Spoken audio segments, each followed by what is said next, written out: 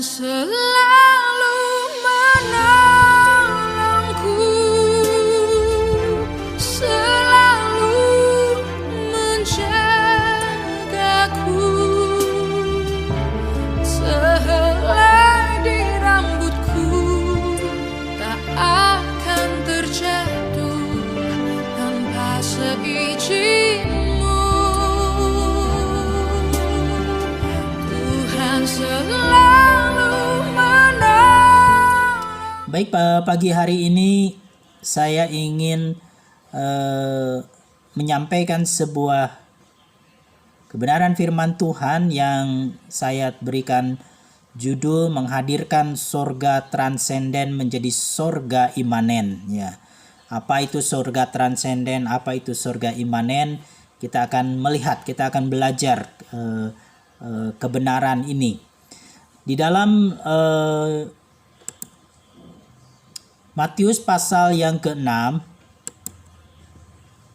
Matius 6 ayat yang ke-10. Ya, ini adalah tentang doa Bapa kami. Matius 6 ayat yang ke-10.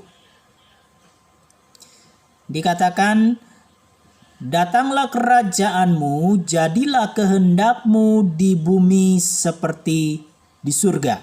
Ya. Yesus memberikan pengajaran tentang doa pada waktu itu. Ya, murid-muridnya bertanya kepada Yesus, "Tuhan Yesus, bagaimana cara berdoa yang baik, cara doa yang benar?" Karena doa yang ditunjukkan oleh orang-orang Yahudi, rabi-rabi Yahudi, oleh orang Farisi, di mana mereka berdoa untuk menunjukkan kesalehan. Doa dilakukan di tempat-tempat yang umum untuk sebagai sebuah penunjukan bahwa mereka orang-orang yang saleh, orang-orang yang beribadah kepada Allah. Mereka adalah orang-orang yang ditunjukkan orang yang melekat kepada Tuhan. Ya, sehingga mereka berdoa di jalan-jalan, berdoa dengan cara bertele-tele, artinya berbicara dengan doa yang puitis. Nah, lalu murid-muridnya bertanya, "Guru, Rabi, doa seperti apa sih yang benar? Doa seperti apa yang benar di matamu?" Nah, Yesus kemudian mengajarkan doa Bapa kami. Ya. Dan di dalam doa Bapa kami ada beberapa hal yang disampaikan. Ya, Bapa di mana dikatakan, "Bapa kami yang di surga, dikuduskanlah namamu. Ya. Datanglah kerajaanmu, jadilah kehendakmu di bumi seperti di surga. Kemudian berikanlah kami pada hari ini makanan kami yang secukupnya. Dan ampunilah kami akan kesalahan kami." Ya. Kemudian, "Dan janganlah bawa kami ke dalam pencobaan, tapi lepaskanlah kami daripada yang jahat. Ya, karena Engkaulah yang empunya kerajaan dan kemuliaan sampai selama-lamanya." Itu doa Bapa kami yang diajarkan oleh Tuhan Yesus. Ada sebuah permintaan yang ketika kita menyampaikan doa kepada Tuhan, Yesus mengajarkan bahwa minta supaya kerajaan Allah itu datang di muka bumi ini. Nah, berbicara tentang kerajaan Allah, kita perlu memahami dulu ya apa itu kerajaan Allah. Tapi sebelum kita memahami kerajaan Allah, saya memberikan sebuah cerita tentang seorang tokoh yang bernama James Cone. Ya, dia lahir tahun 1938 dan meninggal tahun 2018. Siapa James Cone ini? James Cone adalah seorang kulit hitam yang lahir di Amerika, ya. Dan pada saat itu Amerika masih dikuasai oleh diskriminasi ras yang cukup tinggi, ya, karena sejak kolonial bangsa Barat datang ke Amerika, kemudian membawa budak-budak dari Afrika ke Amerika, ya, dan mereka dijadikan budak untuk bekerja di lahan-lahan tanah di Amerika, dan penjualan budak ini terjadi ya, sampai di masa ketika pembebasan perbudakan itu selesai, diskriminasi itu masih tetap ada ya. Sampai sekarang Amerika masih ada di sisi diskriminasi terhadap kulit hitam ya. Kalau di Indonesia kan diskriminasi terhadap etnis Tionghoa ya. Kalau di Amerika ras kulit hitam yang didiskriminasi. Nah, ketika Kon bertumbuh sebagai orang kulit hitam, masa kecil dia penuh dengan bully ya, penuh dengan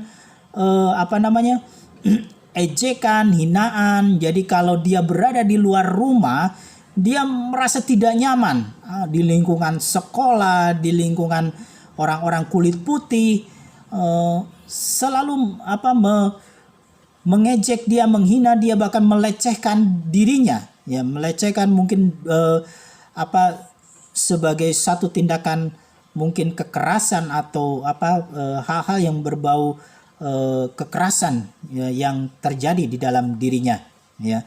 Dan itu menjadi beban yang begitu berat bagi dia ya. Tetapi ketika dia sampai ke rumah, dia bisa bertemu dengan orang tuanya, dia bisa bertemu dengan ayah ibunya, dan dia bisa bercengkrama. Ada perasaan damai, ada perasaan kenyamanan ketika dia berada di rumah. Sehingga dia mengartikan bahwa sorga itu adalah rumah. Ya, karena pada masa itu, dalam masa dia ketika diskriminasi itu terjadi, dia berada di luar rumah, dia tidak nyaman. Ya, seperti neraka ya di luar rumah itu. Ejekan, bulian, ya, kata-kata itu negro itu adalah sebuah ejekan yang punya nilai negatif ya. Ketika orang kulit hitam disebut negro, wah itu menyayat hati ya, sama seperti kita di Indonesia kalau disebut Cina, wah itu seperti ungkapan bahasa yang menghina banget gitu kan. Nah, Kon juga mengalami itu, disebut si negro ya, negro itu satu hinaan yang begitu rupa. Dan dia ketika berada di rumah, dia merasakan damai, dia merasakan kenyamanan. Nah, surga yang dialami, yang diwujudkan ya di dalam diri Kon, dia merasakan bahwa surga itu adalah rumahnya. Ini adalah sebuah gambaran bahwa gereja itu harus menghadirkan surga di muka bumi ini. Ya. Jadi Kon itu akhirnya berjuang di Amerika. Dia dengan tulisannya bisa membawa perubahan di Amerika, sehingga diskriminasi terhadap ras kulit hitam mulai berkurang. Ya. Nah, apa arti surga? Ya, apa arti surga dalam pemahaman Alkitab? Ya, surga itu dalam definisi secara umum bahwa surga itu atau kerajaan surga adalah kehidupan yang kekal yang dijanjikan Yesus kepada orang-orang percaya yang percaya kepada Yesus. Dan istilah sorga itu dipakai oleh Alkitab, penulis Alkitab, untuk menunjukkan tempat kudus, ya, tempat kudus bagi orang-orang yang percaya ciptaan Allah, yang mengenal Kristus, dan di mana Allah tinggal dan menghendaki kita tinggal bersama-sama secara damai di dalam tempat yang indah, ya. Di mana di sana tidak ada lagi pemisahan antara Allah dan manusia. Orang-orang yang percaya akan hidup dalam kemuliaan Allah. Dia mengalami kebangkitan tubuh yang baru, dan tidak ada penyakit, tidak ada air mata, tidak ada lagi kematian, ada kekekalan, dan tidak ada lagi kengerian ya di tengah-tengah penderitaan, di tengah penderitaan seperti yang terjadi dalam muka bumi ini. Ya. Tentunya ini adalah surga yang kekal, ya, surga yang akan kita nantikan, ya. Dan orang-orang yang mengalami, ya, penderitaan di muka bumi ini ketika mereka meninggal, mereka yang percaya kepada Kristus, kita yakin, kita percaya bahwa mereka akan menikmati kehidupan kekal dalam kerajaan surga. Dan itu juga digambarkan oleh Wahyu pasal 21, ya, tentang surga itu. Di dalam Wahyu 21 ayat 3 dan 4, kemudian ayat 11 dikatakan, lalu aku mendengar suara yang nyaring dari tahta itu berkata, lihatlah, kemah Allah ada di tengah-tengah manusia, dan Ia akan diam bersama-sama dengan mereka. Mereka akan menjadi umatnya, dan Ia akan menjadi Allah mereka. Dan Ia akan menghapuskan segala air mata dari mata mereka, dan maut tidak akan ada lagi. Tidak akan ada lagi perkabungan atau ratap tangis atau duka cita, sebab segala sesuatu yang lama telah berlalu. Kemudian ayat 11, kota itu penuh dengan kemuliaan Allah, dan cahayanya sama seperti permata yang paling indah, bagaikan permata yaspis jernih seperti kristal. Nah, ini gambaran sorga, ya, yang dinyatakan oleh Yohanes di dalam sebuah penglihatannya tentang kerajaan sorga. Dikatakan sebagai kota yang penuh dengan kemuliaan Allah, ya, kota yang nyaman, kota yang tentram, tidak ada air mata, tidak ada penderitaan, tidak ada kematian, tidak ada sakit penyakit. Dan itu harapan kita, ya. Kita mengharapkan satu waktu kita akan berkumpul bersama-sama dengan Allah di dalam kerajaan surga, ya. Nah, ini surga yang disebutkan sebagai surga transenden, ya. Tetapi apakah kita tidak bisa mengalami surga di muka bumi ini? Atau kita harus menunggu surga yang akan datang, ya? Akankah kita tidak mengalami surga di muka bumi ini? Nah, di dalam doa Bapa kami tadi, Tuhan mengajar umatnya untuk mengatakan, datanglah kerajaanmu, jadilah kehendakmu di bumi, ya. Bukan kita, Tuhan, bawalah kami ke dalam kerajaan surga yang kekal suatu hari nanti kalau kami sudah meninggal. Tidak, tapi Tuhan mengajarkan, datanglah kerajaanmu, jadilah kehendakmu di bumi seperti di sorga. Artinya bahwa kerajaan sorga itu bisa dinikmati di muka bumi ini. Kerajaan sorga bisa hadir di muka bumi ini.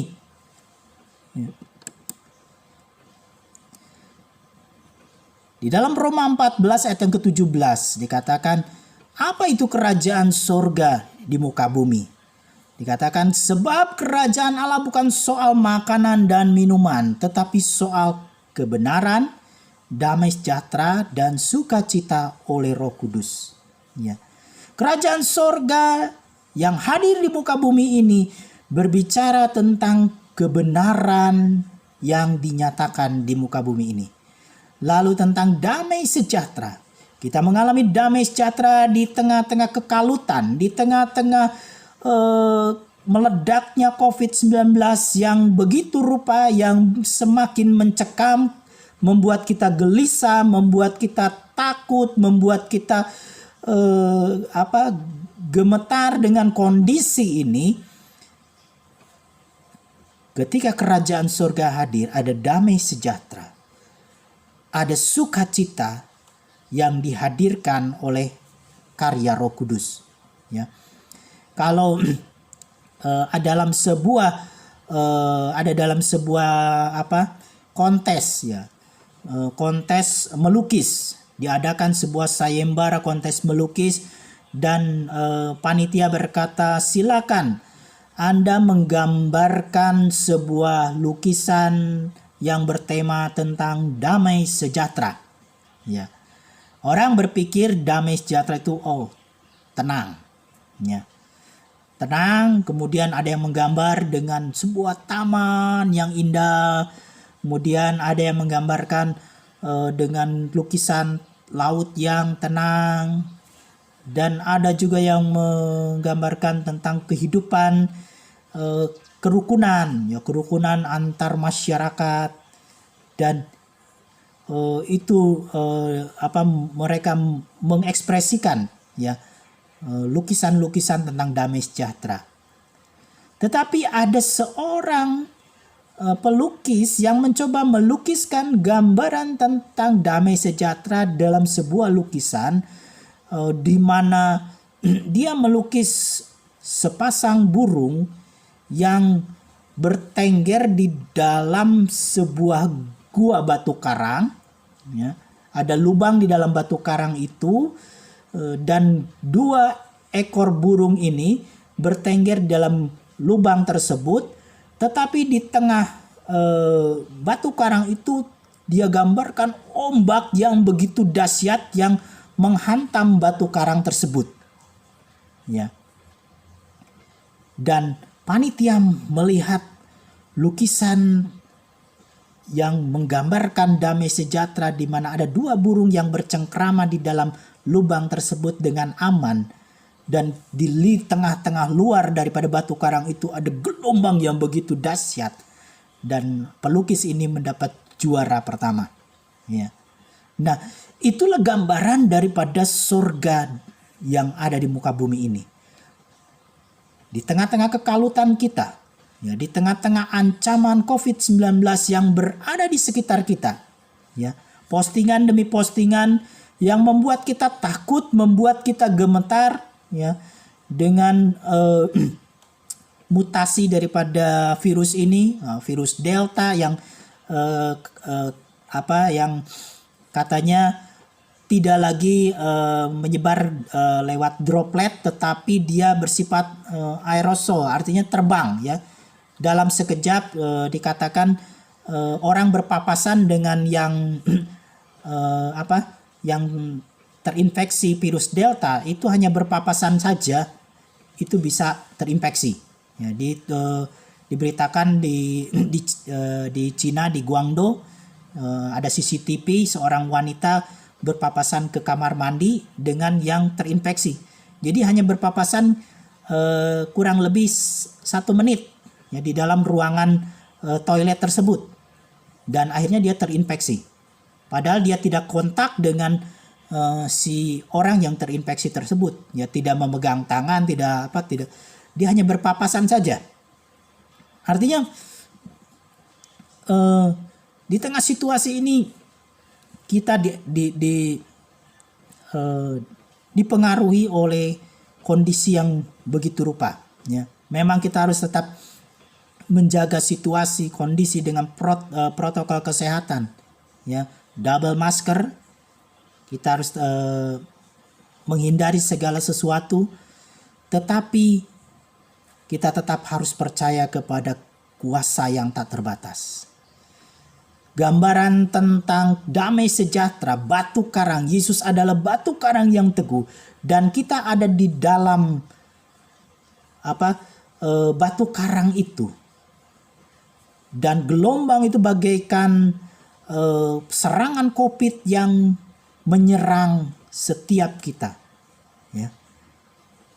Kita harus percaya bahwa tangan Tuhan, perlindungan Tuhan tetap ada di dalam kehidupan kita, ya. Damai sejahtera, sorga itu berbicara tentang kebenaran, berbicara tentang damai sejahtera, berbicara tentang sukacita.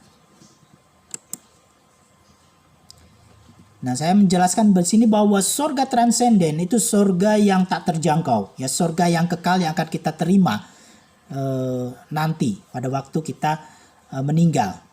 Ada sebuah lagu sekolah minggu dikatakan syairnya, di surga nanti pakai baju putih, atas kepala mahkota emas, ya, gitu kan. Haleluya, puji Tuhan. Dan ini adalah gambaran memang sebuah sorga yang akan kita terima. Ya. Jalan-jalan dari emas, kita akan disediakan rumah, dikatakan Yohanes 14 bahwa aku menyediakan tempat bagi kamu. Ada taman yang indah. Ya. Itu gambaran sorga yang kekal, sorga transenden, sorga yang akan kita terima suatu waktu. Tetapi kita juga harus mengalami sorga imanen, sorga di muka bumi ini. Sorga yang nyata di bumi ini, seperti yang diungkapkan di dalam doa Bapa kami. Datanglah kerajaanmu, jadilah kehendakmu di bumi seperti di sorga. Di mana sorga imanen berbicara ada kebenaran, ada keadilan, ada damai sejahtera di tengah-tengah bumi ini. Ya. Dan kita dipanggil untuk menghadirkan kerajaan sorga di muka bumi. Menghadirkan kerajaan Allah di tengah-tengah lingkungan kita. Ya. Bukan menghadirkan kegelisahan, bukan menghadirkan perpecahan, bukan menghadirkan perselisihan, tetapi menghadirkan kerajaan Allah. Ya. Panggilan itu muncul di dalam doa Bapa kami. Kita dipanggil untuk menghadirkan kerajaan Allah yang imanen, kerajaan Allah yang ada di bumi ini.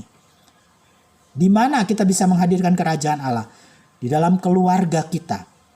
Seorang ayah berfungsi sebagai pengayom, pelindung bagi keluarganya. Dia bisa membawa damai sejahtera, membawa kenyamanan ketika kehadiran seorang ayah. Dia menjadi imam yang membawa keluarganya untuk melekat kepada Tuhan. Kehadiran seorang ibu yang menjadi penolong ya, bagi suami, membimbing anak, menolong keluarganya, rumah tangganya, dan menjadi anak yang hidup, yang menghormati ayah dan ibunya. Rumah, keluarga harus menjadi sorga bagi kita. Jangan biarkan rumah atau keluarga kita menjadi neraka. Ya, ada orang-orang keluarga-keluarga broken home, keluarga-keluarga yang rusak. Mereka tidak betah di rumah karena rumahnya tidak menjadi sorga. Mereka lari bersama teman-temannya. Mereka lari dari rumah. Ya, karena suami istri ribut terus setiap hari. Papa mamanya ribut sehingga anak-anak tidak bisa merasakan sorga di dalam keluarga, di dalam rumah. Ya. Kita bertanggung jawab. Bapak, Ibu, Saudara, dan saya bertanggung jawab seperti dalam doa Bapa kami ini, menghadirkan kerajaan surga. Datanglah kerajaanmu. Jadilah kehendakmu di bumi seperti surga. Datanglah kerajaan surga di rumah kita. Datangkanlah kerajaan surga di dalam keluarga kita. Ya. Di rumah tangga kita seperti di surga. Di mana surga yang kekal. Ada damai sejahtera. Ada kebenaran. Ada sukacita. Lalu kerajaan surga juga dihadirkan di tengah-tengah masyarakat kita. Ya. Kehidupan bertetangga. Paulus berkata, kejarlah kasih, kejarlah kedamaian, ya, perdamaian. Kehidupan bermasyarakat, kehidupan bertetangga bukan menjadi relasi hubungan dengan tetangga menjadi hubungan yang rusak, ya. Antar tetangga saling ribut satu dengan yang lain, tidak akur, ya. Papa saya sering menceritakan seorang enci-enci yang namanya Enci Akur, tapi namanya tidak sesuai dengan karakternya, ya. Namanya Ciakur, tapi dalam bertetangga dia selalu tidak akur. Selalu saja membuat masalah, selalu saja ribut bersama dengan tetangga. Dia tidak bisa menghadirkan kerajaan surga di tengah-tengah masyarakat, di tengah-tengah bertetangga. Ya. Kita harus menghadirkan relasi yang baik dalam lingkungan tetangga. Kita boleh dipandang sebagai tetangga yang tangga yang baik. Bapak ini baik. Bapak ini sopan. Ya. Itulah kita menghadirkan kerajaan surga di muka bumi ini. Menaruh kepedulian sosial sekecil apapun. Ya. Menaruh kepedulian terhadap hal-hal yang berkaitan dengan lingkungan kehidupan kita sehari-hari. Itu adalah bentuk-bentuk daripada kita menghadirkan kerajaan surga. Ketika ada yang meninggal, kita hadir, kita tidak bersikap nggak peduli, kita nggak kenal, kita tetangga itu nggak kurang dekat, sehingga kita tidak bisa menghadiri. Ya, ketika ada rekan jemaat yang meninggal, kita memilih-milih kepada siapa kita hadir. Oh, kalau yang ini yang dekat, maka kita hadir di dalam melayat. Tetapi ini mah jauh. Ini mah siapanya, papanya bukan jemaat kita nggak hadir. Itu bukan sikap menghadirkan kerajaan Allah. Kerajaan Allah, kita peduli terhadap situasi, kondisi apapun di tengah-tengah kehidupan berjemaat, kehidupan sosial, di dalam sekecil apapun. Kemudian kehadiran kerajaan Allah juga dihadirkan di tengah-tengah bangsa ini, tengah-tengah negara, yang mewujudkan keadilan sosial. Kalau kita orang-orang yang punya kemampuan, punya kapasitas berhubungan dengan negara, ya berani mewujudkan keadilan sosial di tengah-tengah negara, ya, negara yang korup, negara yang tidak adil, ya, di mana dia berani menyatakan protes kepada negara ketika berlaku ketidakadilan sosial. Gereja wajib untuk melakukan sebuah protes. Itu adalah satu bentuk di mana kita menuntut keadilan sosial, menghadirkan keamanan, sejahtera di muka bumi ini, dan menghapus segala bentuk diskriminasi di tengah-tengah bangsa ini. Ya. Satu ilustrasi terakhir yang saya coba sampaikan, ya, bentuk daripada menghadirkan kerajaan Allah di muka bumi ini, satu bentuk yang sederhana. Ya. Saya mendapat sebuah postingan, ya, dikatakan dalam postingan itu kami menyediakan 20 paket makanan untuk yang mengalami COVID-19 yang melakukan isolasi mandiri di rumah. Hubungi di nomor ini. Ya, siapa yang melakukan itu? Ternyata itu yang melakukan itu adalah rumah makan Pepes Poni di Jalan Sadewa, ya. Dia menyediakan 20 paket.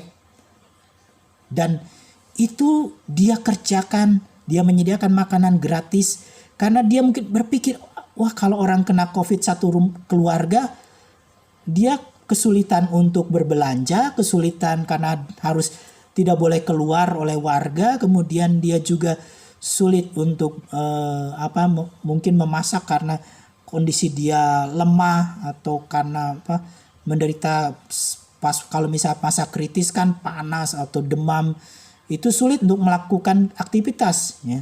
Dan ibu ini menyediakan paket. Mungkin dia keterbatasan dana, dia hanya bisa melakukan untuk secara pribadi, sehingga hanya bisa menyediakan 20 paket. Tapi ini tindakan nyata menghadirkan kerajaan surga di muka bumi ini. Tindakan yang kecil tapi membawa pengaruh, membawa nilai positif. Ya, teman saya yang kena COVID bersyukur, ya, menerima paket ini, ya, bisa meringankan kesulitan. Dia tidak bisa masak untuk dirinya, untuk suaminya karena terkena COVID, gitu kan. Nah, ini adalah bentuk-bentuk kita menghadirkan kerajaan surga di muka bumi ini. Menolong orang, membantu sesama. Jadi kerajaan surga bukan hanya berbicara tentang hal yang akan datang, yang masih jauh, ya, tetapi kerajaan surga juga berbicara tentang damai sejahtera, sukacita di muka bumi ini. Menolong sesama itu juga bagian daripada kita menghadirkan kerajaan surga di tengah-tengah dunia ini. Biarlah firman Tuhan ini mendorong kita untuk kita menghadirkan kerajaan surga dimanapun kita berada. Di rumah tangga, di tengah masyarakat, Di dalam pekerjaan kita, di lingkungan apapun, kita bisa menghadirkan kerajaan surga. Kiranya Tuhan boleh memberkati kita semua lewat firman Tuhan ini. Tuhan selalu